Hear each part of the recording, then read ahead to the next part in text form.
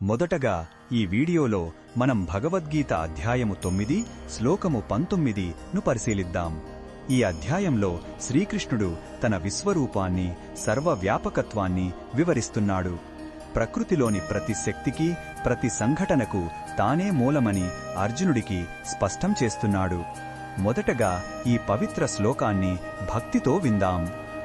तपाम्यहमहं वर्षं निगृह्णाम्युत्सृजामि च अमृतं चैव मृत्युश्च सदसच्चाहमर्जुन.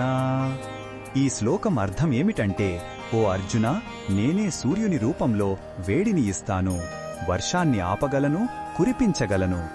అమరత్వం అంటే శాశ్వతమైన జీవితం నేనే, అలాగే మృత్యువు కూడా నేనే.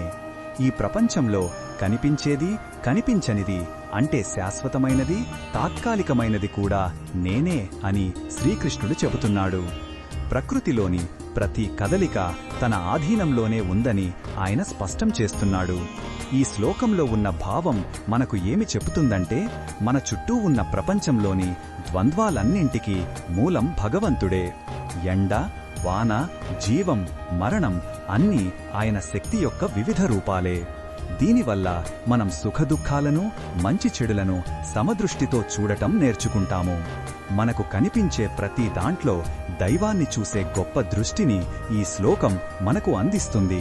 ఈ బోధనను మన దైనందిన జీవితంలో ఎలా ఉపయోగించుకోవచ్చు అంటే, మన జీవితంలో కష్టాలు వచ్చినప్పుడు అది భగవంతుడు పెట్టే పరీక్ష అని, సుఖాలు వచ్చినప్పుడు అది ఆయన ప్రసాదించిన వరం అని భావించాలి. ఎండ వేడిమిని భరించినట్లే జీవితంలోని కష్టాలను ఓర్పుతో ఎదుర్కోవాలి. వర్షం కోసం ఎదురుచూసినట్లే మంచి రోజుల కోసం విశ్వాసంతో ఉండాలి. ఇలా ప్రతి సంఘటనలో భగవంతుని ఉనికిని గుర్తిస్తే మనసు ప్రశాంతంగా ఉంటుంది. మరిన్ని భగవద్గీత శ్లోకాల అర్థాన్ని తెలుసుకోవాలంటే మా తదుపరి వీడియోలను తప్పకుండా చూడండి.